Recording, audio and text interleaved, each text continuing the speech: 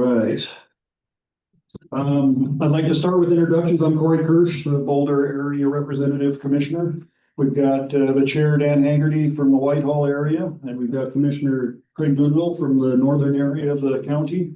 We've got the Sheriff Thomas Grimsrud from every part of the county, and you represent the whole county.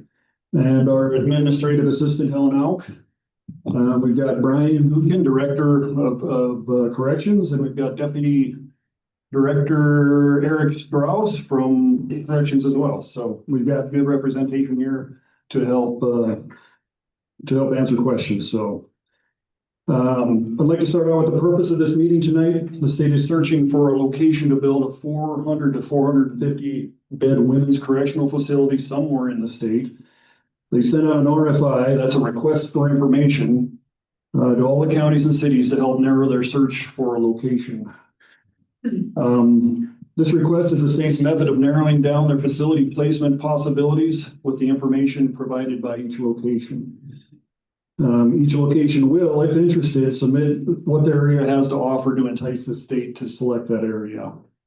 This information can include land for the facility, and that can be state-owned, which we have a lot right here. It can be land that's available for purchase, and also land that can be donated by the entity, whether it be the city or the county. So that's what the state's looking for land. Utility availability, that goes along with the land. How much is it going to cost the state to put in the utilities for this prison?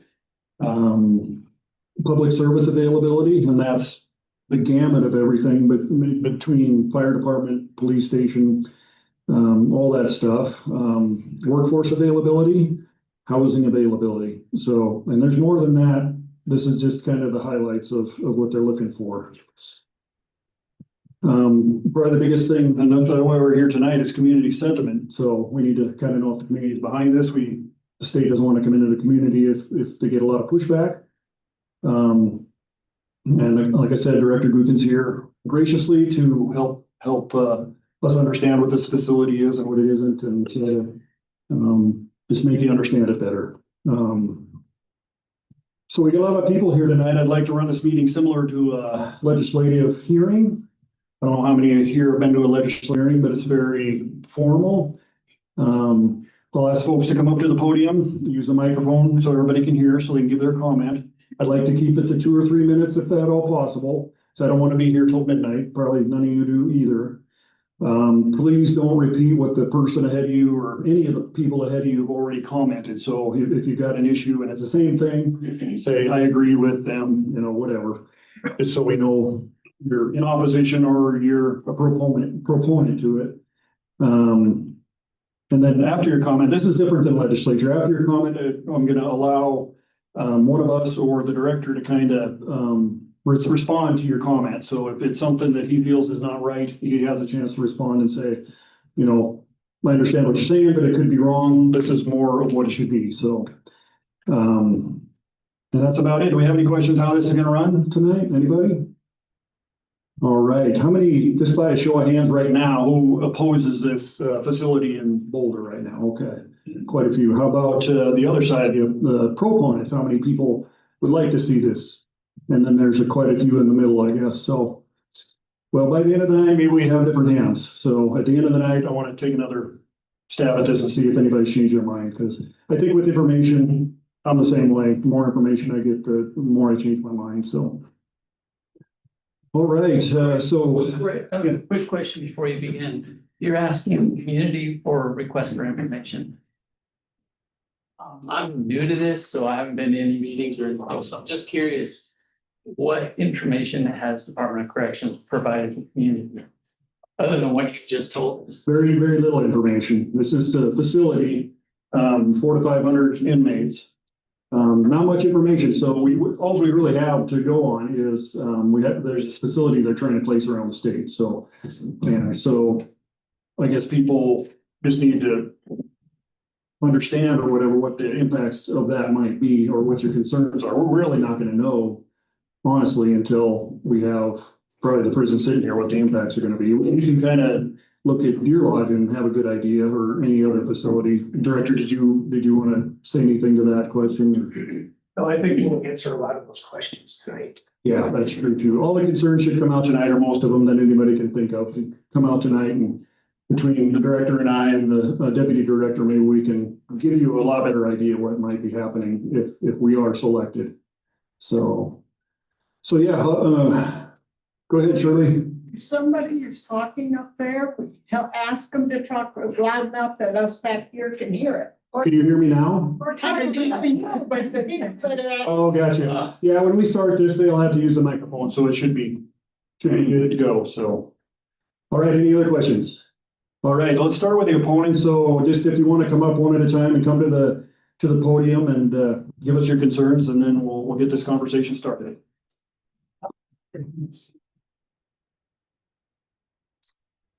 Seth? I'll be glad to go first. Absolutely. You're brave, you go right. I have some experience. My name is Wanda Stout. I have lived in this community since 1965. I was the county welfare director and social service representative for this county for 22 years. I volunteered as an EMT on the Boulder ambulance for 17 years. I started the mosquito abatement district with 2 other ladies, et cetera, et cetera. And I want you to know that I've been supportive of the commissioners, as Corey can tell you, but in this instance, I strongly oppose the women's prison placement in Boulder. If you had a professional firm do a business analysis, they would tell you to oppose it. This community has become a bedroom community to Helena Butte in rural Gallatin County. We do not have the resources to provide low-income housing to the families that will follow these inmates. And yes, it's proven, no matter what anybody tells you, families follow. We know that because they want to be close. Family visitation is of utmost importance to the rehabilitation of these prisoners. From an in-depth study I did for the commissioner back when there was a private prison that was proposed to be in Boulder, I had access at that time because of my employment to a lot of statistics. And I'm sorry I don't have a copy of that. I'd like to show it to you. But what we would experience is a very large increase in demands on all of our services. Increased law enforcement for all ages, increases to schools for children that have multiple issues, health needs, education needs, special programs, and staff, increased uninsured motorists, and the list goes on and on. All of these needs cost dollars and bring no taxes to our county. We need tax base in this county. We have very little. Golden Sunlight is phasing. Houses don't pay the bills for all the services. And these would not bring houses. The few jobs available would most likely be filled by individuals commuting to Boulder, as has happened in the past with MDC in the last few years, but shopping elsewhere. So our businesses will not realize much increase in the Boulder community. The Department of Correctional statistics that they have on their website show a women's inmate statistics to be 33 to 34%. I understand that the percentage is greatly higher. It's more closer to 43% now. But the Native Americans geographically, excuse me, Native Americans in our state, there's only about 7% of our entire state population. So that's a disproportionate group in our prison, in our women's prison. So those bring some special needs and some special need families to this community. And it's something for you to be very realistic about and look into seriously. I worked with the Native American tribes for the last 20 years of my employment with the Department of Public Health and Human Services, Child and Family Services Division, as a social service technical person to all of the tribes. I went to all the tribes. 30 seconds, Wanda. Okay. Yeah, we're gonna be here all I'll give night. you some valid information that I think other people will appreciate. And anyway, the tribes, I worked with them in their social service programs. I trained their tribal court judges. I know the needs of their children and their families. We would be depriving some of these people geographically of this needed visitation for their families. We have no full-time ambulance in Boulder, and we've had difficulty recruiting for the last number of years. So we have to depend on medical to come usually from Helena if there's no crew available to our ambulance, which limits for families that are here, plus the residents of the prison. We have no full-time fire department. It's all done on a volunteer basis. People don't get a salary for fighting fires here. We do not have 24-hour medical service of any kind. The closest we have is 30 miles away. That's a hindrance to these families and to the residents of the prison. As our taxes will go up, and you, commissioners, will be responsible for changing the face of the community. MDC is no comparison to this type of institution. The jobs out here, our sheriff's office has been trying to recruit a detention officer for quite a while. The salaries are not high enough to make a living wage. These salaries will not be high enough to make a living wage for a family. It takes over $35 an hour for an individual to be able to meet just their basic needs. And you can look those statistics up. They're available everywhere. All right, Wanda, let's stop there. If we have time at the end, I'll let you talk some more. Okay. I can waive on. I also have a letter here to the Department of Corrections. I'm a lawyer. I'll waive my 2 minutes, a minute and a half. I'll give to it.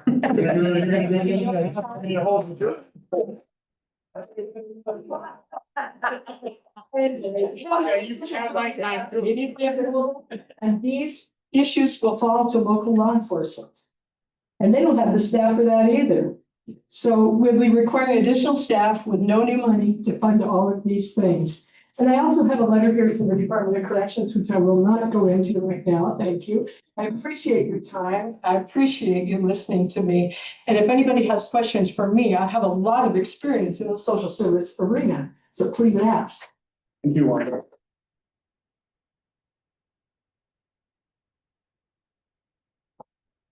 Hello, my name is Terry Minnow. Thank you to the commission for scheduling this meeting. I really appreciate that you want to hear our opinion before you make a decision about this. I live with my family in the Boulder Valley, and I'm proud to call Boulder my home. I have a lot of concerns about the state's process. It bothers me that we're expected to have an opinion about the prison when we don't know what it will look like, where it will be located, how many prisoners will be incarcerated, and what kind of prisoners they will be. We can't trust the state. We know the state changes its mind, and it changes the mission of state facilities with no notice to communities. 10 years ago, Commissioner Kirsch and I worked hard to stop the bill that closed MDC. Despite hundreds of phone calls and emails and visits from parents who begged the state not to do that, the Republican legislature and the Democratic governor closed MDC. They didn't care that Boulder had been providing compassionate care for 130 years, and an MDC was a major part of our economy.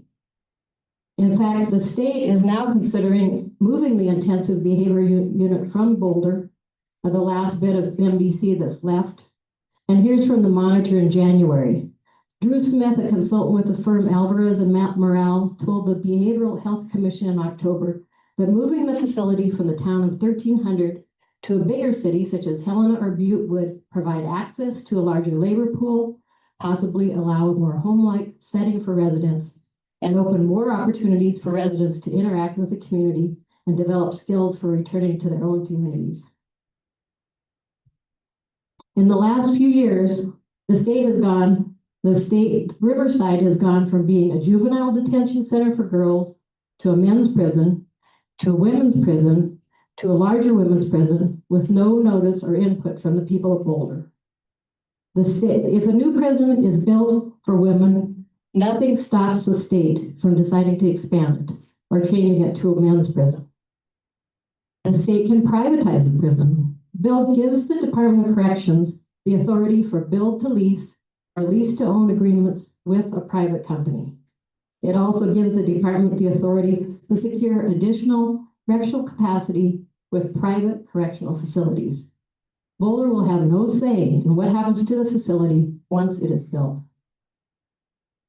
Boulder people, including me, organized against a private prison proposal in the 1980s. It was called Whack and Hut. They proposed 500 bed and then 1,000 bed private prison right here next to the fairgrounds. The plan was to build the facility with county funds and lease it to Whack and Hut to run. People were outraged. We organized petitions, testified about the problems with private prisons, and showed up to the meetings in force. The proposal was scrapped. Boulder didn't want to be a prison town. Do we want to be a prison town now, 40 years later? I really don't think so. Thank you for your consideration.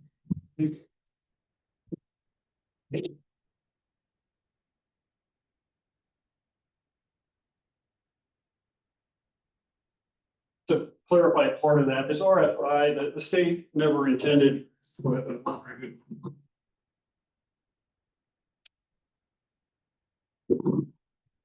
I don't think the state ever intended to have, I guess, too much information out there. This is them just asking the counties what they have available. If the state was to put a facility out here, I'm assuming there would be more public outreach as this thing moves forward. Is that right, Director? That's correct. Yeah, so this is at the beginning. This is to see what every community has to offer. So don't think this is your last chance to make a decision to get out and try to sway this thing one way or the other. This is just the very preliminary stages. So. Anybody else on the opposition side?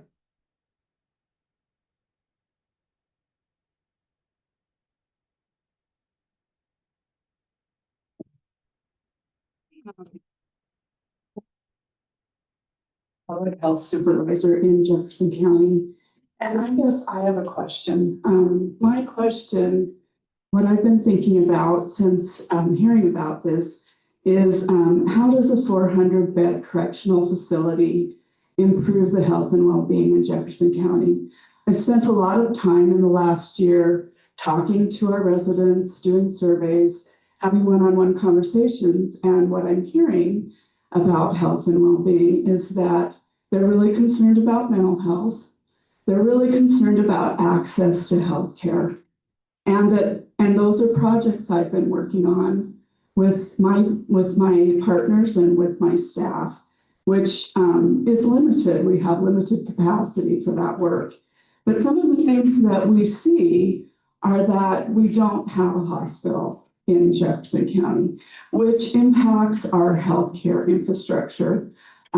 As was mentioned, we have to travel to get any urgent or emergent care, which puts stress upon our law enforcement. It puts stress upon our emergency medical services, who are all in this county volunteer run. We also know that there are many social determinants of health, and those are impacted by where we live and who we're connected to and what kind of services we have. And one of the concerns I have isn't just for the residents here, but if we bring these women and their families into our community, what kind of social services do we have to take care of them? If we have families who've had trauma, which if you're separated from your mother, you've had trauma, are we able to provide trauma-informed care? Can our schools do that? Can we as public health take care of those needs? If there is an outbreak of a communicable disease, does my staff have the capacity to handle that? We have just been through a pandemic, and we understand the limits of what we can do in the time that we have to do it. We also know that access to care involves transportation, and we have very limited transportation in Jefferson County to get our folks to and from appointments, to get our folks to other places for appointments. So I guess I'm wondering how it impacts the health and well-being of Jefferson County, the residents that live here, and the women and families that we would be bringing in. Thank you.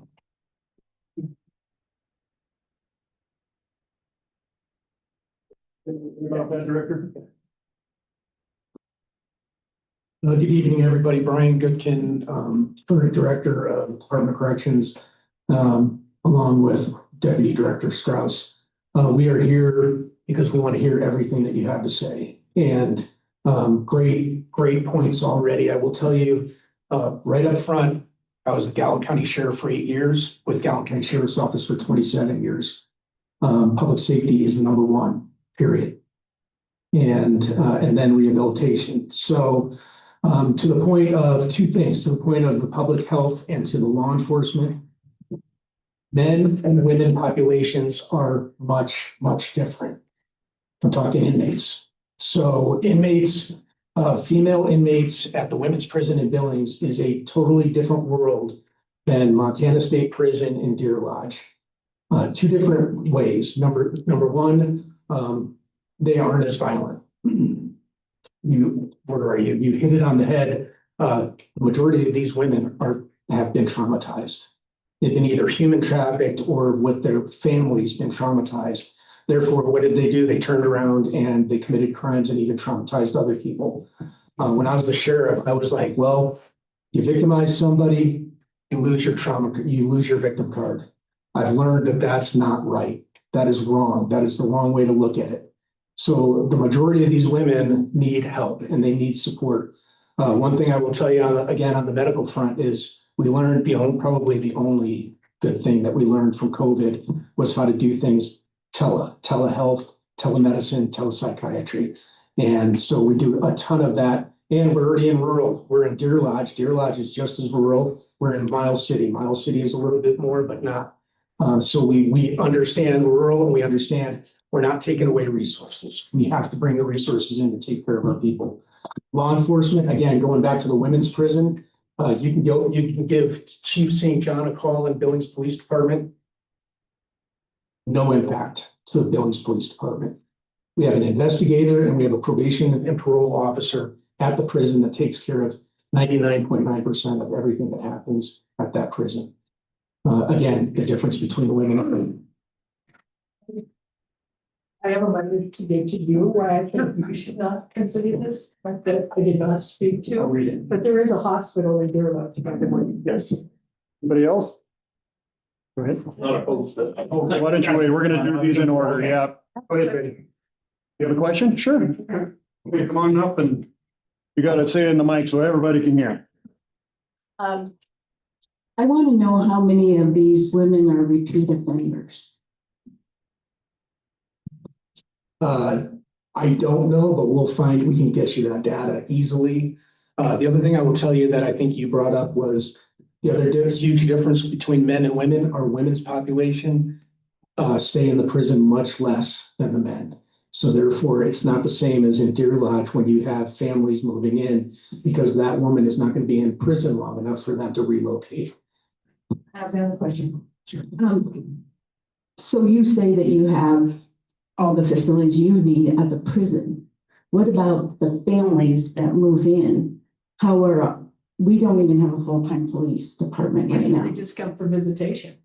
Yeah, and I just want to know how we handle families living here. And I have one more question since I have the mic. I know right now that I have been told that the prison is really hard to keep staffed. They're 30% understaffed most of the time in the men's prison. I don't know what about the women's. And so I want to know, and then right now we have a tough time staffing the places we have now. We have to have traveling nurses come into town. We don't even have the staff for what we have. Thank you. So at the men's prison right now, 2 years ago, we were 40% attrition of our officers. This month, we're under 7%. So we've worked really hard at recruitment and retention. Here at our location here, we've talked to our people there. They have no problem staffing that. They actually have, how many applications did they have for that last position? 15 qualified. 15 qualified, which is plenty for one position. Right. It's great, and I'm pretty new to town. And I wasn't really planning to speak, but I did have a couple questions. One is on the topic of visitation. I think we have one hotel in town and it's trying to be sold. The hotels? Flying hotel in the Rock. It's not around here. So where would these people that are visiting their families that are in prison stay? And then my other question generally would be, like how would we support because we've got the bars and we've got the burger and shake shop and we've got the coffee shop and that's it. So if we have an influx of a lot more people needing to be fed when they can't eat at home because they're not at home, how are we going to accomplish that? Yeah, thanks. That's a great question. So again, difference between men and women. The male population has a lot more in-person visitation because those are long-term. Those people go there or they're living there. The women, believe it or not, again, going back to COVID, and I will actually get the data and get you the numbers of how many people actually go to the prison and visit and how many people do it over the internet.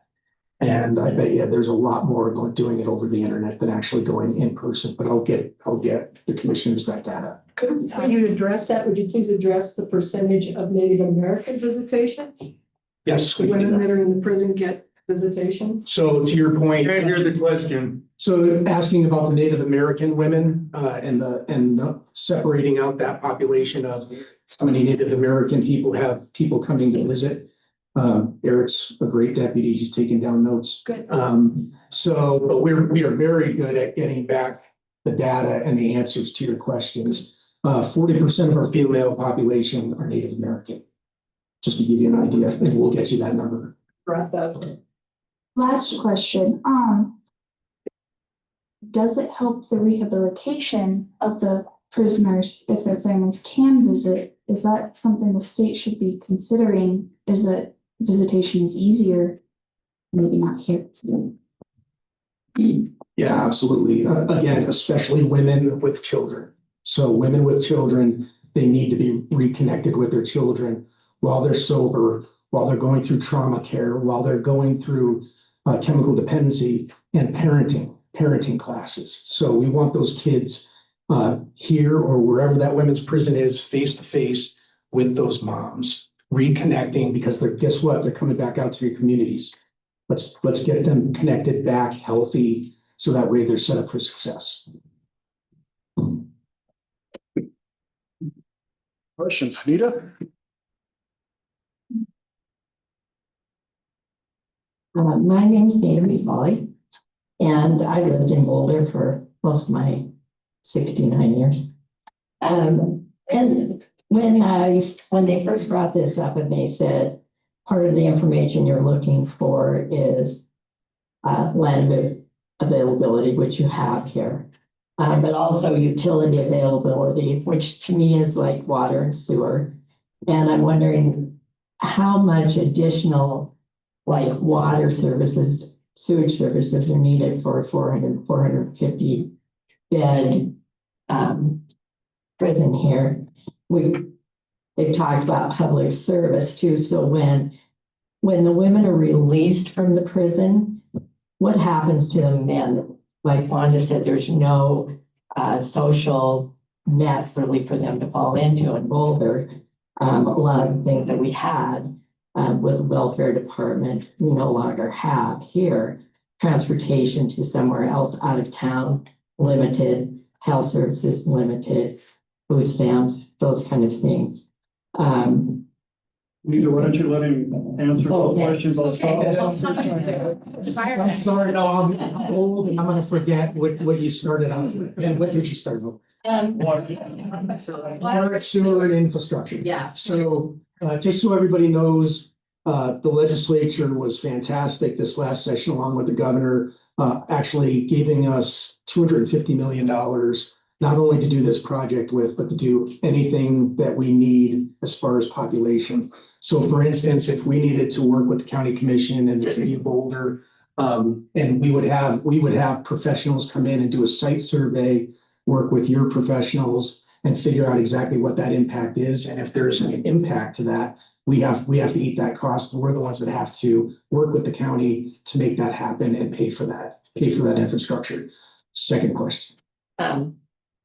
Social service. Social services. Yes. When they're released. Yeah, so just so everybody knows, I think we have 4 case managers at the women's prison. So we have 4 case managers in-house at the women's prison. That's their full-time job, is to make sure that those people are ready and that they're connected with services. You have to remember, most of the people that are at a prison are going somewhere else when they're released. They're not staying in that community. They're probably going to go back to the community that they came from. So our job is to reconnect them with those services that are in those communities. Now, if they choose to stay here, then we're gonna connect with your local services here. And another issue, of course, is workforce. As many businesses in Boulder know, you might hire somebody, they might show up for a day and then they're gone. I'm on the screening committee at Elkhorn Treatment Center, and I know that they have a hard time keeping staff.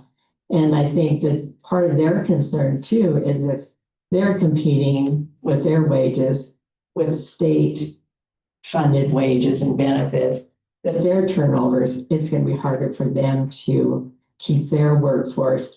And I'm assuming that Yellowstone Boys and Girls Ranch, it also has programs here, would have probably the same kind of issue.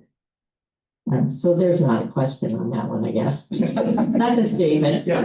That'll be a part of that analysis that we. Okay, housing, I just looked up, there's, I think on Zillow or something, there's 4 rentals available in Boulder.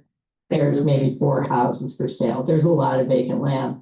But, you know, whether someone working a job at a prison can afford to buy land, build a house, it's questionable.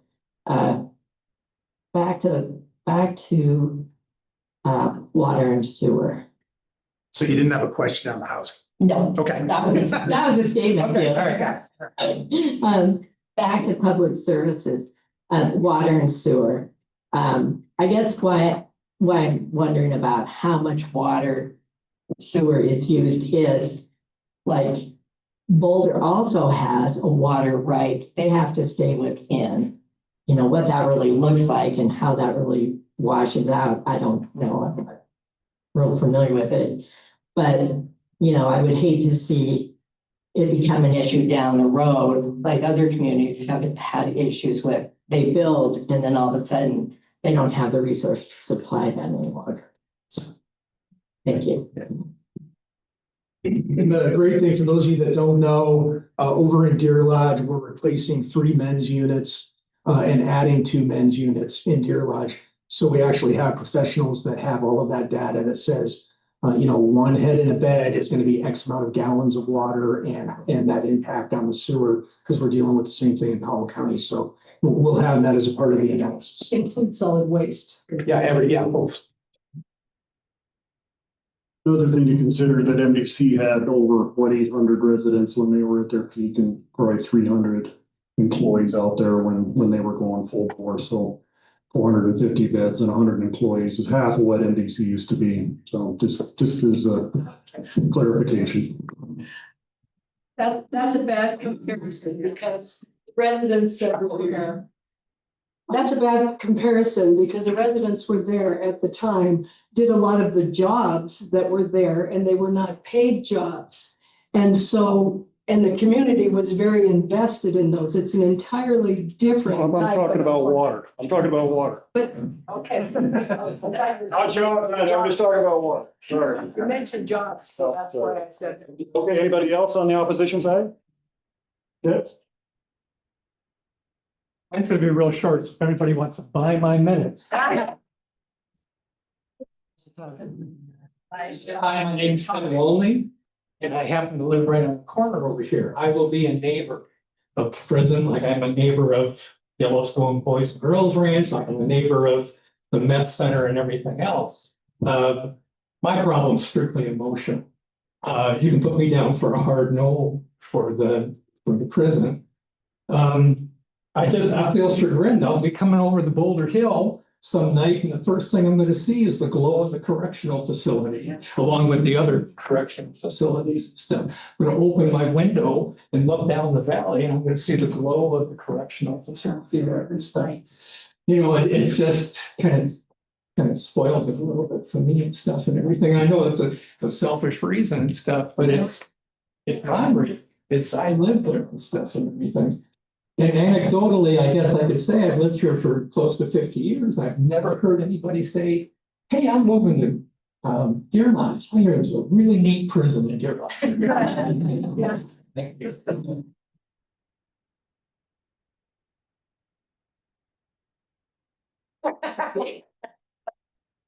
Question for the director from me, this facility would probably be tucked behind, Gilmore Treatment Center next to Riverside if possible. Correct. And you mentioned to me that this new facility, you probably wouldn't see it driving by. Can you expound on that? I mean, is it gonna be designed?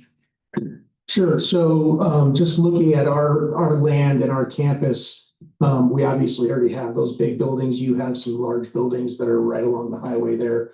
And anybody that sees prisons built recently, they don't look like prisons. It's a whole different way of doing business because of the environment and how we also are very empathetic to communities. It's not the Constantina wire and the brick and mortar like the prison in Deer Lodge. It's not that at all. As a matter of fact, I went down to Utah recently, a brand new $1 billion prison that they built. And I'll send pictures to the commissioners so that way they can post it and have you guys take a look at it. You still have the bars inside? Oh, yeah. Oh, yeah. But I'm still a cop, sort of. All right, anybody else, proposition? Hasn't been already discussed?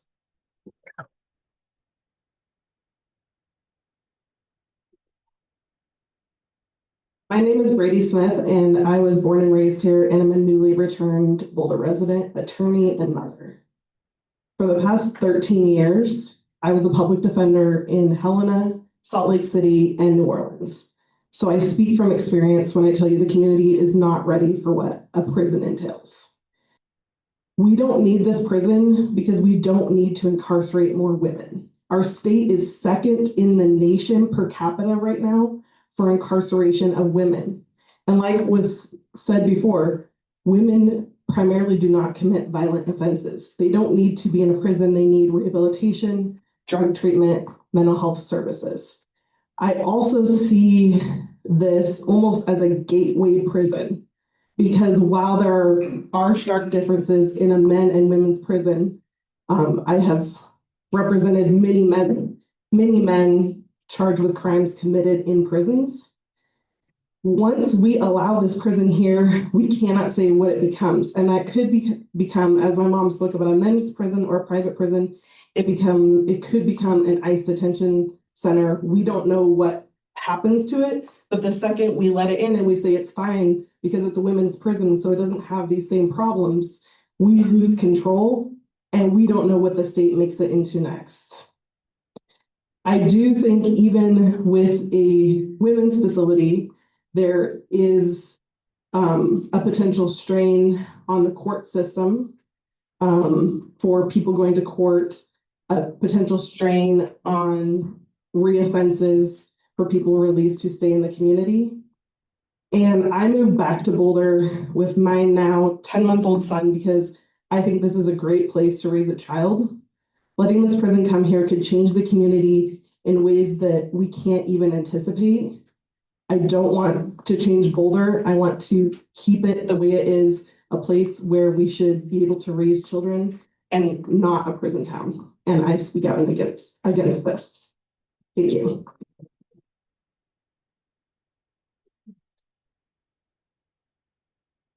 All right, anybody else? Neil? I just got a question for the director up there. So I can't give you yes or no on this. My question is, how would it benefit Jefferson County and the city of Boulder to put that women's prison over there?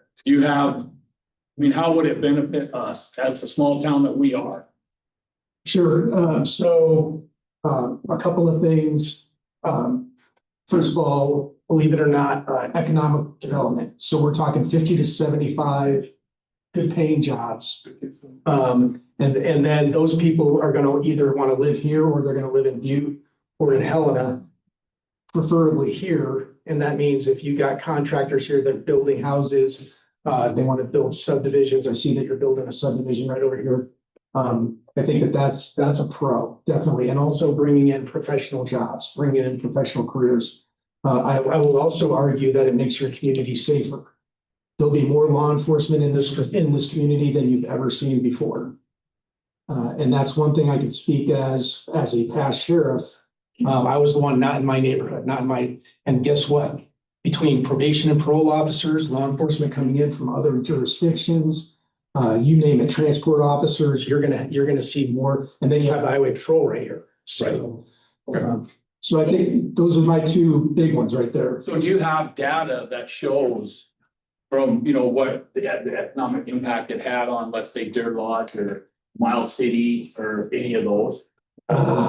We don't, because it was so long ago. I'm not, Yeah, I'm just curious. And the other thing that I would, and I'm not arguing at all, and I'm not, not with you. I'm not debating, but you're already a prison town. True. We have 50 female offenders in your town right now that are from the women's prison. We have a satellite women's prison here right now. We didn't ask for that. Well, before that, we had a male We didn't ask for population. that either, and that's their point. But that's the reason why we're here. That's the reason why we're here listening and talking with you. Could you give us, when you do your statistics, the median wage for those $175? Yeah, absolutely. We ask for a wage. We can give you a wage breakdown of that economic impact.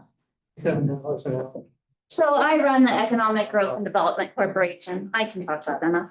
And so I asked Department of Commerce for some statistics and data from Deer Lodge and other communities. They were not able to get it today, but once I get it, I will give it to the community because we need to know average number of jobs, what it does to the economy, how it affects our infrastructure. I mean, everything that everybody said, but what is the pay that you guys are going to be offering? And then I'm also a real estate agent, so I know the real estate business. That's going to drive up the cost of the homes here for everyone as well. So what are you guys going to do as a state to help bring affordable housing for other people around?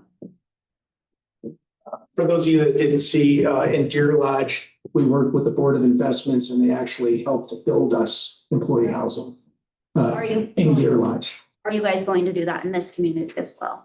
That is an option if we end up here. But we've already done it in someplace else and it's already working. Okay. So that's a great, and by the way, that program is amazing. That's for brand new officers. If they stay in the condo for 5 years, they get to keep all of their money and be able to have a down payment for a brand new house. Thank you, Director. David, did you have a question for the director or? Down here. Oh, David, okay, this is David, sorry. Go ahead, David. Do you want to come to the podium? Yeah. Okay, I can give you the mic there too. That'd be great. My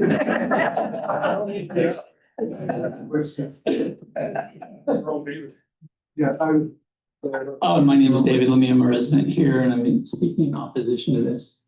I actually came to become informed about this. And really, that bar is really low. I don't recommend you continue with these meetings with any of the other counties across the state, because all you do is raise the blood pressure of the community. And you do it without providing any information about what you're really doing and what's really going on. All right, so and I also have a different view of what's going on because in a professional capacity as an engineer for the state, I have been to every prison in the state. And I've also done the design for a lot of the lighting for all of the prisons. So, not to reiterate entirely what Ted said, but Ted, you didn't even cut the top of the iceberg on that one. A facility of this size is going to change this entire town. When you go hunting at night, you're not going to get lost at all because you just follow the glow. Okay. This is a 10x to a 15x increase in the size of what is here now. And what's going on now, it's low bid wins, right? And we have the current prison right out here. If anybody wants to drive out there tonight, all those lights are tipped up, right? So there goes your night sky. If you drive anywhere along here, this Yellowstone Club or Yellowstone, whatever you call it, is totally a light bulb all the way around. And Boulder is one that has one offender. It's our own fire department here on this side of town. So those can be mitigated, yes. But with this size of a prison, no, you can't. Also, is this going to be 1-story, 2-story, multi-story? There's just so many questions. It shouldn't be a request for information from the community. It should be preceding for all the other counties that you go to, because really, I hope you don't come back. Just to give them the respect. Give them an overview of really what you're planning to do and have some engineers look at that and present it well. This is just a really terrible format where you're asking us to come up with some answers without any information. I mean, you haven't even provided the differential in square footage, what are they designed, what are the layouts. Really, you haven't even covered what's out here now. Most of the community do not know. It's just very inappropriate. And I hope you don't do this to all the other counties because it's not fair to them. This hasn't been a fair experience here. One more thing, if I can have 30 seconds. Safer does not mean better by any means, Brian. I have worked with facility managers and I can reiterate what they've said to me in this parking lot right here. Everything that's happened inside the fence has also happened out here. So how many of us grow up saying, I want to be a guard at a prison? Okay. And that's not to be disparaging towards them at all. Those are good jobs and it's an honest living. But there is a certain consciousness that comes with that as a career choice. And that's something the community really needs to think about.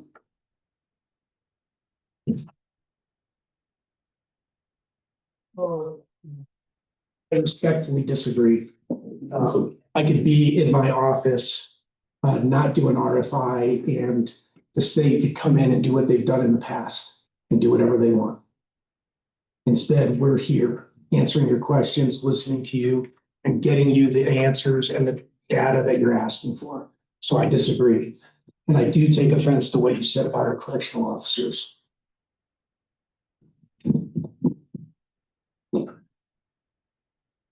All right, yeah, like I said, this is a preliminary stage. I mean, the state can't go from city to city to county, 56 counties. I mean, they would be here for 5 years doing this at a point. So they need to figure out who's welcoming, what the communities have, and that's why we're doing this. And I actually give them a pat on the back for doing this. And it seems backwards, but it also gives them a good idea what each community has and what each community wants before they get too invested in a community. So just to kind of answer your question a little better, David. All right, and who else wants to talk tonight? Go ahead. The opposition side, we'll give the other people a chance here too. Good evening, commissioners. My name is Stacy Demers Clemmel. I'm a proud 6th generation. Sorry, I get nervous when I speak. I'm a proud 6th generation resident of Boulder. My grandsons are the 8th generation to call this community home. I'm here tonight to voice my strong opposition to this proposal of bringing a women's prison to our town. As a registered nurse with experience in treatment facilities and corrections, I have seen firsthand the environment that surrounds prisons. When I hear the name of Shelby or Deer Lodge, I don't think of thriving communities. I think of prison towns. That is not the legacy I want for Boulder. Boulder has remained steadfast in its community, regardless of the changes happening around our state. It remains much the same as it did when I was in kindergarten here 50 years ago. And that is something to be proud of. Impact on the community, safety, and well-being. Families here deserve to feel safe. And I have 2 young grandsons, ages 1 and 3. I cannot imagine a future where the identity of our town is tied to incarceration instead of family, safety, and community. strain on local resources. We already face severe housing shortage. A prison would only exacerbate the situation by bringing in new staff and families. Our identity and future. Boulder is rich with history, family roots, and community pride. Let's not trade that away for short-term promise that will likely leave long-term damage. Once a prison arrives, the identity of a town is forever altered. I ask you to please consider what kind of community we want to leave for the next 8 generations. My family, like many others, wants Boulder to be remembered for its people, not its prison. Thank you.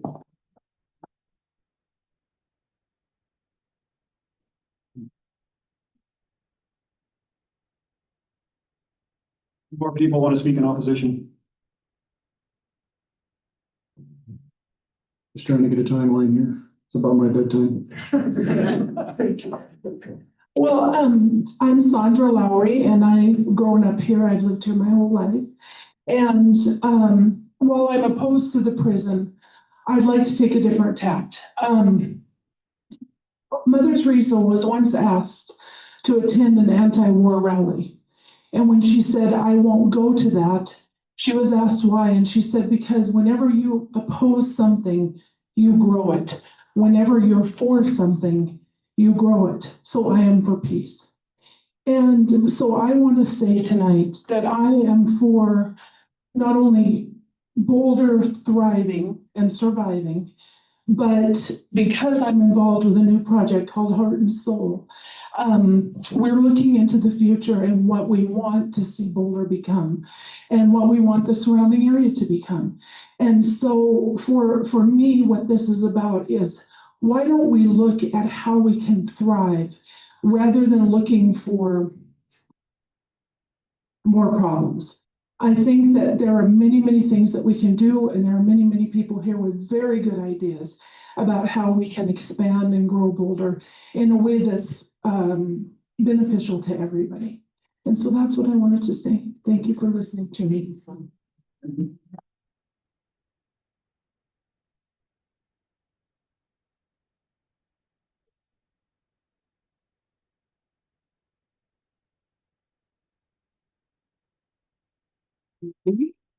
I would just really like to encourage commissioners to walk across the street to the Boulder Elementary. My daughter is in 4th grade. She has 27 kids in the class. I went to school in that same room in 5th grade, and I had 16. All of the classes are full to the brim. If we bring in the workforce and workforce housing, where do all the kids go?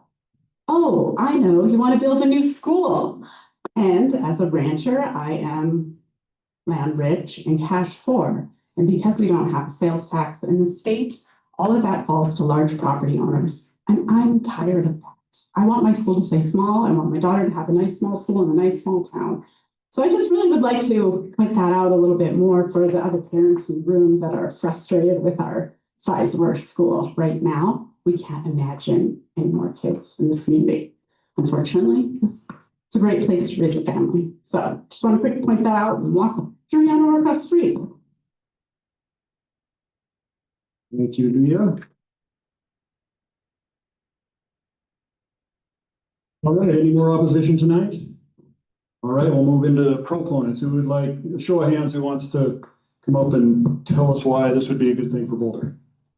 Sir?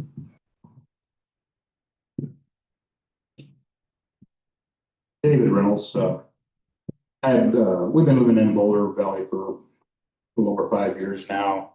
However, my family roots go back in the 1800s here. Remember coming up here as a kid, Steve, relatives had up here. And Boulder was actually quite a bit more thriving town 65 years ago than it is now. It's kind of depressing to see, buildings falling down and all that.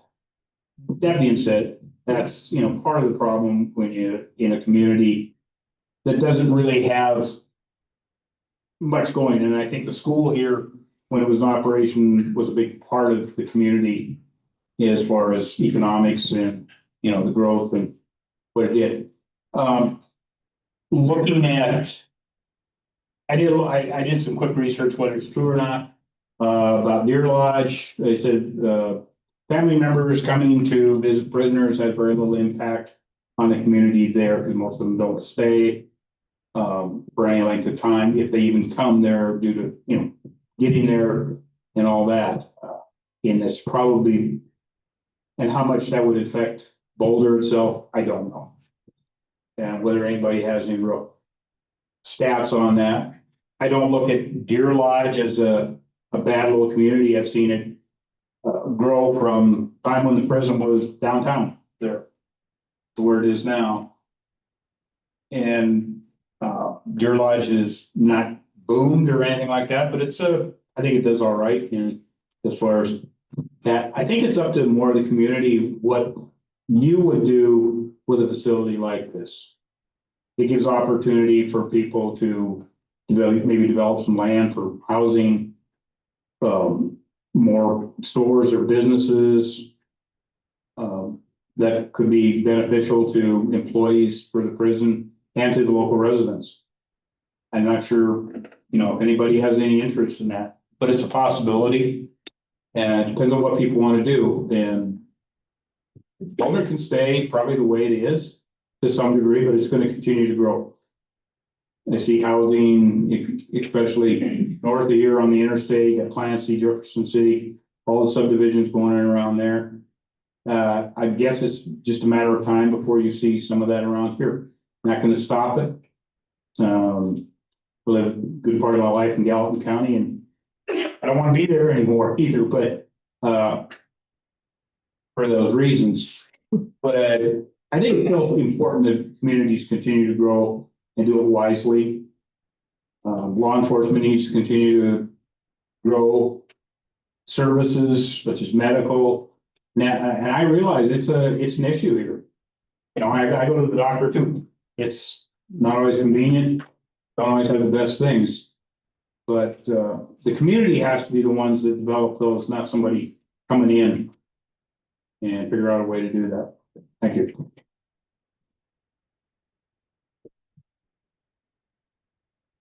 All right, proponents. Terry, you coming up? I don't know if I'm getting more, but I'm gonna say something.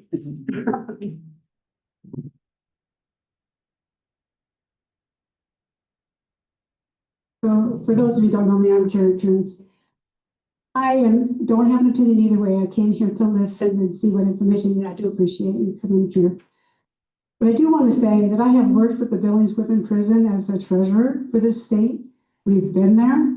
Those women are so appreciative of what they got. They embroider, they do leather work, they train dogs, whatever they do. And they don't seem that mean to me. Maybe I'm being narrow-minded, y'all. But I want to advocate for those women too. If we don't get in here, that's fine. I just hope that you will look at your economy and you will look at these women that need a place to be safe as well. Whatever that takes. I don't have an opinion either way because I came here to listen for what you guys are all going to say. So thank you.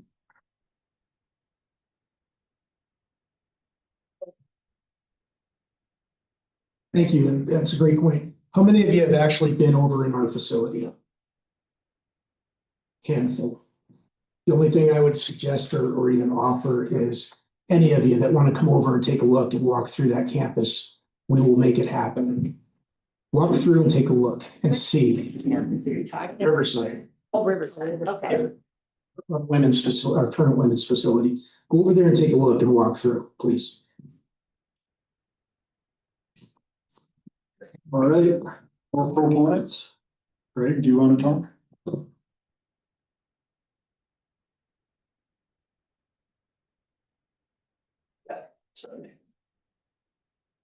Thank you, Lori. Commissioners, I think that the bottom line is obviously economics is going to be a big part of it. It's going to grow one way or the other. If we have an organization such as this come in with the state, we should work with it to be able to mold it to benefit this community and to benefit the county. One of the things, and again, I don't know all of the economics of it, but I know that mental health has been mentioned half a dozen times already. If the state puts people in here and the county has to provide, does the state pick up bills for that? Does the state pay the tab? So there is revenue for the county. There is the potential again for housing, people that have land, 20 or 30 or 40 acres just outside of town that want to develop it into 5-acre home sites. It's an opportunity for people, but again, we need to be able to develop it the way that we want to. And by having the state work with us, the state's picking up a tab on a lot of it, including the infrastructure. As the director had said, the state is going to do this. We don't absorb the cost. So I think that's something to embrace as far as us being able to control and work with the state and develop our growth the way we want it. We should have another Dairy Queen. I got a building. I just. Any other proponents?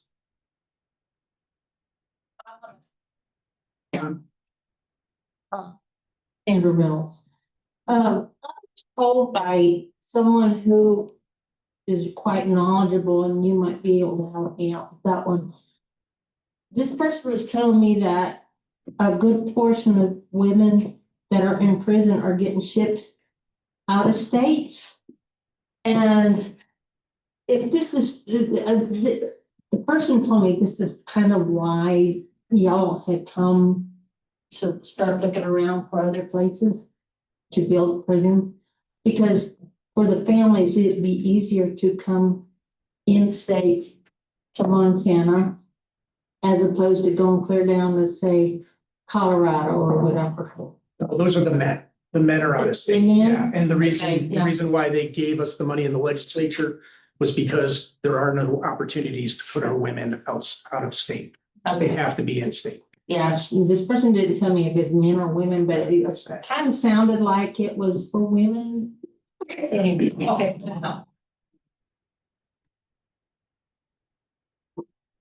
Any other proponents? Betty, did you have another question? I don't know the gentleman's name that just talked, and so we used to go on the river, but I'm Betty Herring, Demers Herring. When they keep saying the state's gonna pick up the tab, aren't we the state? Don't we give the state the money? How is that going to help us? For the state. And this, you know, I mean, we're just gonna be putting more money. To me, that's not helping. Anyway, that's what I want to say.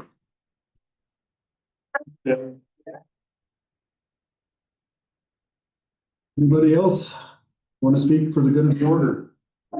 Just informational, not on. Can I just stop? Give numbers.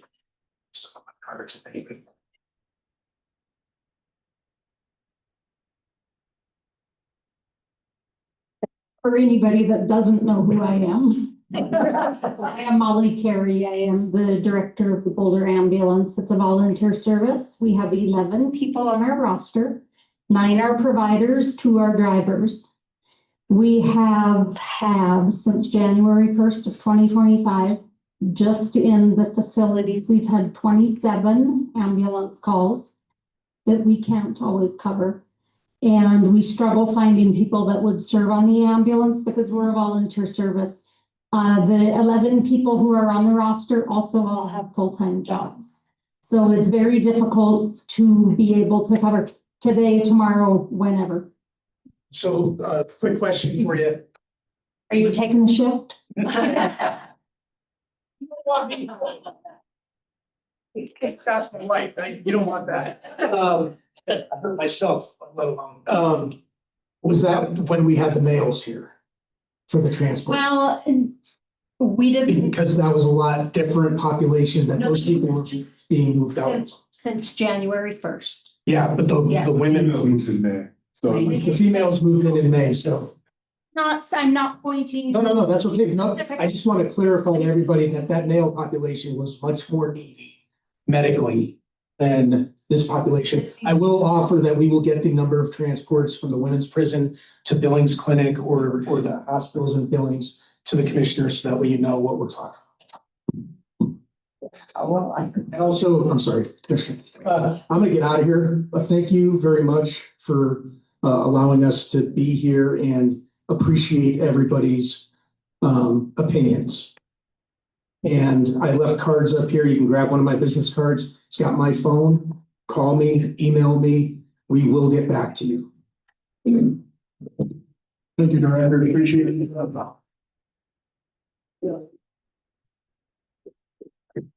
All right, anybody else for the good of the order? I just say, Yeah. can I just say one more thing? I want you to think about when you come here. Nobody likes the mic. Nobody likes the Nobody mic. likes. I just want you to think about when you drive over Boulder Hill. When you come into Boulder on 69, what do you want to see? Do you want to see fields full of subdivisions? Because I don't. I want to see those open fields. I want to see cows on them. I want to see haystacks. And I want to see a rich community we have. I understand things change. But my biggest fear is that all development is not good development. And it can change the way you really see your community.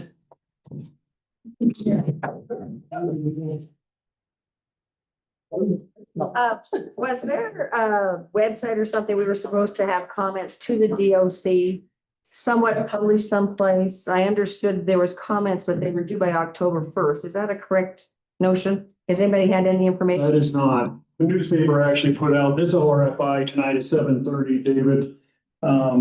And it said it was due October 1st. So that was misleading. It's actually not due till the 15th of October. So Is there a site that we should be going to? no, this is the opportunity. I myself and my staff are gonna put together a request for information. We're gonna say, this is what we've got for Boulder. And this meeting means a lot to me, so I can give them the sentiment of the community Okay. that would or would not accept Thank you. this, so. Say one more thing. Please. Sure. Thank you.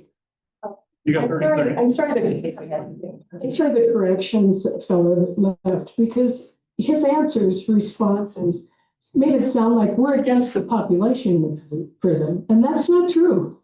If he would read the letter that I gave you for them, we're very much in favor of helping these people, and this community does not have that capacity, nor will we have the tax base to provide that capacity. And that's one of my big concerns because I come from a social service background. Those women deserve to be rehabilitated and to have the best services they can have to get there, to get rid of their drug problems, to get rid of their social problems. We can't provide that. Then you, Deputy Director, you want to respond?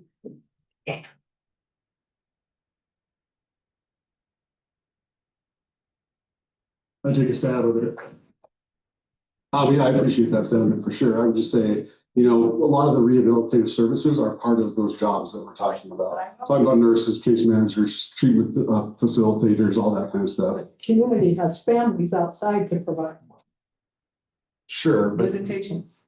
Read the letter that I yeah, got. we'll of course read the letter. That's part of the burden on us is to make sure that the women have the appropriate resources to transition back to the Services for years, and I know that is only dependent on the person in your job today. Yeah.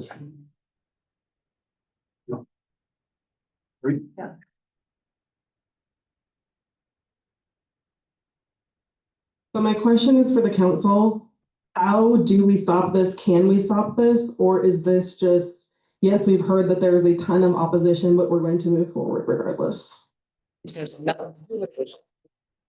Well, obviously, the state has the land, state can do whatever they want with it, but they're being very open to the public sentiment about a facility in their community. So honestly, I have no idea. I'm gonna put together RFI, I'm gonna put together the results of this meeting and everything else I can think of, the goods and the bads, the campus out there has its own challenges.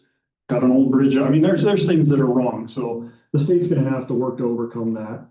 And if they decide this is one of the 10 top places, I think they're gonna be coming around again and trying to explain this better. They'll have a better idea what facilities they're gonna put here, what it looks like, how many lights are shining in the sky, you know, all that stuff. This is just really preliminary. And I don't think all the counties around the state are doing this. I wanted to do this myself because I didn't want to put it out an RFI and just assume everybody was okay with this, because that wouldn't look very good to me, right? I wanted to do this part of the RFI, just so you guys had a voice at that stage of this process, so. And we appreciate you guys. Yes. Appreciate. You know, I know pretty much all of you, so you know how I function. Sam, you haven't talked yet. Do you wanna? A little. I can't speak on behalf of LDC, right? Has to be a board vote. This could do some good for the community, but I think we don't have enough information. So my question to you is, when you get all of the information from them, how are you going to provide that to all? That's a great question. I think we're gonna have more meetings. Once this RFI goes through, if we are in the running, if we're not, then it's a flat, you know, it's dead. You know, if the state says, well, whatever reason, Boulder's not in the running, we won't have this conversation again. If we're in the top 3, 5, 20, whatever they decide, then we're gonna have more meetings like this with a lot more information from the state, because they'll have a little better idea what they want to do. But Corey, you don't have to do it.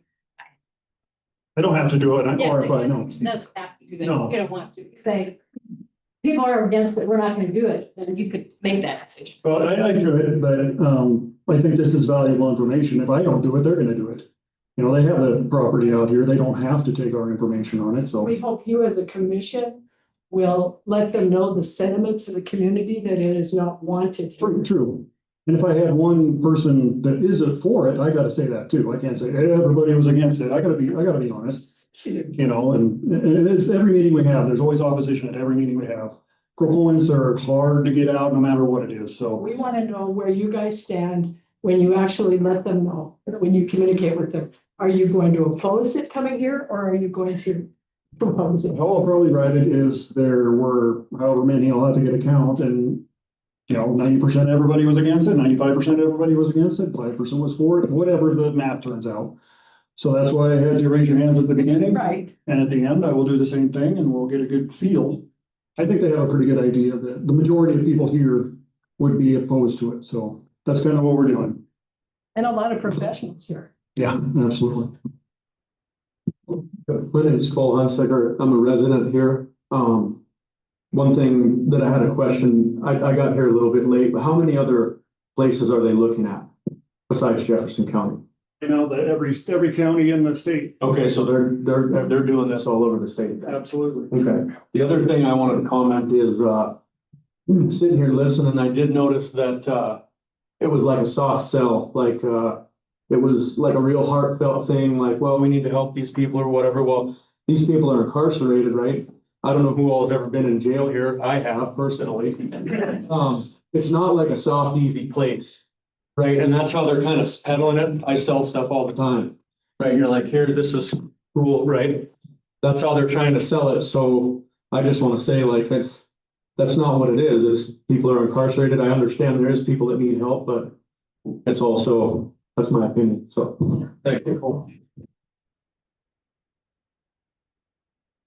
All right, we're getting late. You guys want to stay and hear a few more things, or you want me to turn this off? Corey, can I get just point of information? Okay, I'm Craig Wilbon, the new North Wind Commissioner. And I just want to echo something that Corey said. We right now, the information that you got is almost what we have.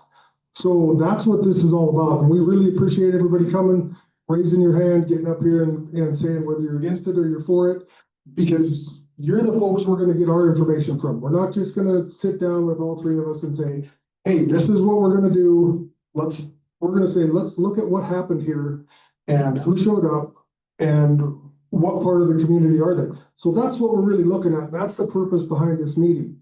This is the very first meeting really that we've had with the director regarding this venture, so to speak. So I appreciate everybody's comments and everybody getting up and speaking, so. Yeah.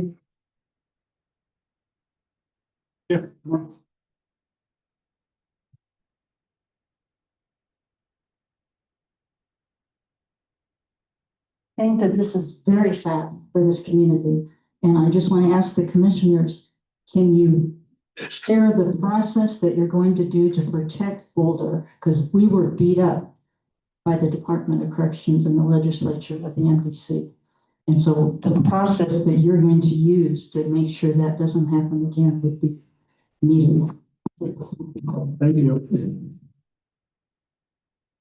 Let me speak to that for a second. Honestly, the state's gonna do what the state's gonna do. We have a little bit of pull with them. You know, we're gonna do this process, we're gonna do what we can to give them our sentiment. But honestly, the state's above us. We work well with most of the departments in the state and they respect that.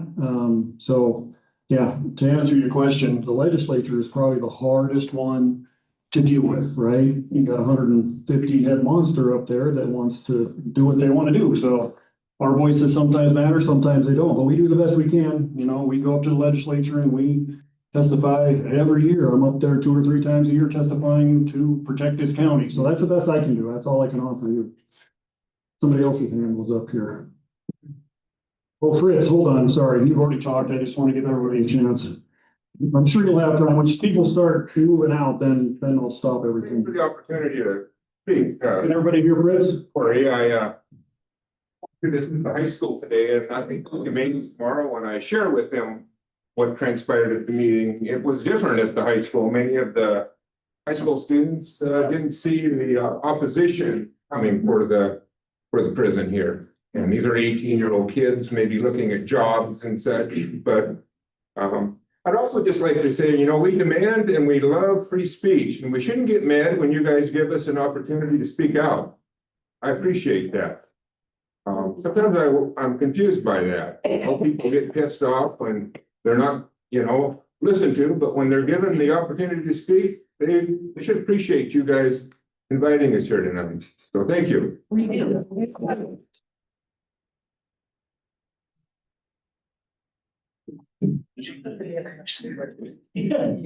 Sorry, I've just got one more comment. I've heard a lot of people mention growth and a lot of people mention families, and I know I'm new to town, but I am a Montana native, and the biggest thing that drew me to Boulder was that it was a community that was still small and still family oriented. You still saw kids playing in the streets. You still felt that Montana vibe, and it's getting harder and harder to find that, I think. And I think that's something that does need to be protected a little bit. Thank you. Anybody else? Hey, David? it's David from. We got the other Can I guy. ask a question for the Deputy Director Strauss, if he's still there? He is. Hey, yes, so Corey said it's all preliminary. I'm wondering if there are specifics in terms of the estimate of beds for this planned facility. I've heard from the DOC last week that it was 100 or so, but I believe Corey earlier at this meeting said 400 or 450. So I'm just wondering what the range is, what you're thinking. Thank you. Yeah, sure. A couple different things probably there. So we've been talking about expanding the current facility as it currently exists by renovating a building on that premise right now to expand to another 40 or 50 inmates. So the capacity of the current facility would be about 100. We're looking to have about 400 total beds available within the state for our female population. Right now we have 250 females in the women's facility in Billings. We have 50 at this facility, and we have about 45 that are sitting in county jails right now that we don't have any place to put them. So right now, the current capacity need is 350 people or so. If I did that math right, I'm not good at math. So our 10-year projections have the total number of female offenders in the low to mid 400s. So we're looking at a 400 to 450 bed total capacity for the state of Montana for female offenders. Thank you. So not just for this facility. Thank you. Thank you. Brett? I have a few seconds left. I think I'll. You got a minute and a half. Yeah, I'm a little confused about the numbers too. If you have, now you're saying that there's probably 100 available with the renovation of what's there. And you've got 240 down in Billings. That's 340.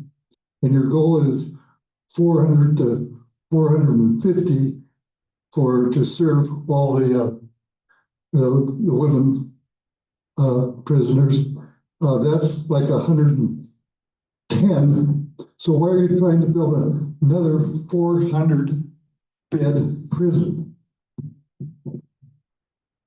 So Department of Corrections looks at the entire ecosystem of the correctional beds across the state. So, for instance, right now we have 600 men that are out of state in either Arizona or Mississippi. Our goal of expansion at the state prison in Deer Lodge is to be able to have the capacity to bring those men back. So with the opportunity that we have in front of us, there is an opportunity to use the 250 beds in Billings for something else potentially, if we have a capacity to house total female population in a single location. So, we're looking at the entire capacity of the state system as relates to this particular project and what impacts it has on our ability to serve the entire population, males and females. So that's part of that conversation. So, but theoretically right now, we would only need, like to your point, 100 additional beds in order to meet the capacity needs right now. For women. For women, correct. Thank you. Something? A quick question, what is the ratio for the number of staff to inmates? So with 450 bed facility, how many would staff that? And I have a follow-up. I don't have the ratio off the top of my head, and it depends obviously on the shift in terms of how many people we have on staff. We have, I'm trying to think what the total, we have roughly 270 officers at the state prison in Deer Lodge for roughly 1,600 offenders. So if you could do that math, that would you'd get you pretty close. Just to follow up. So the director is left, so I just want to read this into the record that I in no way meant to, I'm just relaying information as it comes to me from facility managers who spent their careers at the prison. Myself, I've never had any problem with any of the people working there. They've always been fantastic. Every person at every facility. And I'll also echo, there's a significant difference between the men and the women's prison. The men's prison is it's just the atmosphere is way different. You go down to the women's and it's compared to me, it's daycare. I mean, it's just that much difference. Thank you, David. Leah, do you have one more? Okay, questions for Deputy Director? Hi, as you were talking about the beds and the numbers and projecting out, I was wondering if you were also studying alternate incarceration options for nonviolent offenders so we don't have as much requirements for all of these beds? Or is that something that you guys are studying now? I wouldn't say we are studying it necessarily. There are certainly committees and groups that study that. There are two primary subcommittees of the legislature that look at the criminal justice system, Criminal Justice Oversight Council, and then the Law and Justice Interim Committee. They're often looking at sentencing criteria, all those kinds of things as it relates to criminal justice reform. We don't have any kind of direct control over sentencing practices by judges. We provide facilities for people to be housed when they're sentenced to prison. But certainly those conversations are happening at the state level because that's obviously a huge impact as the inputs, if the inputs change, the demand for us changes. So we're keenly interested in that too. All right, Rhonda. Why don't they add on to the Billings prison now? Women's prison. The question is, why don't we add on to the Billings prison now? That's certainly under consideration as part of this process. The challenge with that, obviously, if you've ever been to that facility, it's landlocked. There aren't any available lots adjacent to it that we could use. But that's part of our assessment on this. And just to kind of give you a little bit more detail on the process. So we have the RFI now posted till October 15th. We hope to have a handful of interested communities. With the results of that, we have a engineering design firm on board to do kind of a far more detailed assessment analysis of the communities that express interest. So that would be the next step with this. And then depending on how that process goes, we start going into design and having those conversations with the community to speak specifically to some of those questions that we have a lot more detail about what that facility could look like. Thank you. What do you just said? Ladies, before you leave, I'm assuming opposition or middle ground, and if you don't raise your hand, I'm not gonna count you. Opposition. I'm opposed. You're opposed, okay? Opposed to the infrastructure, yes. No hands, okay. The timeline is, depending on the number of sites that go through that assessment, that could change the timeframe. We're looking primarily to receive the information by October 15th, start that assessment analysis immediately thereafter. We're hopeful to have kind of the full detailed assessments done first part of the next calendar year. And then we'd be looking forward to moving forward with a specific site selection after that. So sometime in the next 2 years, you can. No, it's sooner than that for sure. I would say in the next 6 months, I would say we would likely have a site picked, hopefully to move forward with design. If a community does not submit an RFI, will you still consider them? Potentially, we have to build something. I mean, that's the short answer to that question. Like our hands are tied right now in terms of capacity in the state, and it's going to get worse if our projections are accurate. So we have to do something, and we only have a certain amount of money to do it. So the project has to kind of meet that criteria. So if no community submits an RFI and no one expresses community input, we're going to have to do some of that kind of that work in a more direct fashion rather than through a kind of a solicitation like we've done through this process. Thank you. All right, sir, do you want to come up? Just a clarification question. You mentioned the RFI a couple of times. My brief experience with the state when I had a real job, that was actually an official document. Is that available for us as residents of the county to review, to see what information was required and then what the answer is? It seems rather mysterious from what I've heard, at least to me. So some clarification on where that document exists and how we can review it. Yeah, it's posted on the state procurement website, like any other solicitation, either an RFP or an RFI. Okay. So it's available on their website. I think Commissioner Kirsch has a copy himself, so he would be able to make it public. It's a public document, so. That was my question. There's a public document, and it is the same one that all other counties or potential locations are responding to. Correct. It's all the same document in that. And just to clarify, and you said it is on the procurement site. It is. Which is not easy to find. It's always. Find it. That's strange. I have one more question. One second, the commissioner wanted to talk. Because I understand the state. So I say, hey, Ted, I haven't seen you in a long time. How you been? Hey, how about you? Good, thank you, sir. I just want to reiterate, so you guys understand officially where we're all coming from. We're all impartial to this, okay? We have to be. But yet still transparency and communications is a big plus. So I would ask that if you anytime have any questions, please feel free to reach out to us. We're here for you, so we work for you. I left messages and I only got called from Corey. You said if you wanted to call me, I knew you were going to be here. So, good to see you. Yeah, my question was, Butte Silver Bow said, no, we're not even going to turn in an RFI. Is Department of Corrections still looking at Butte Silver Bow? That's a good question. I don't know what they have out there.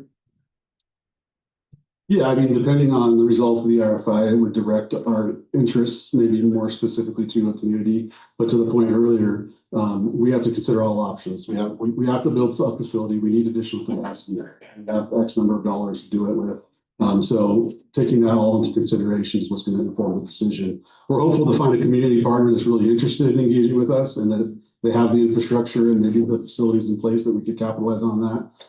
But we don't know the answer to that yet until this process concludes. All right, folks. I guess I need to kind of get a sentiment now. Most of you raised your hands in opposition before. Are we all about the same way? Raise your hands if you're in opposition. So very similar. Okay, how about proponents, people that would consider this in our community? Okay, that is about the same as before, so. Anybody else want to come to the mic? Sheriff, you want to say anything? No? All right, folks. Well, thank you so much for being here and being a part of it.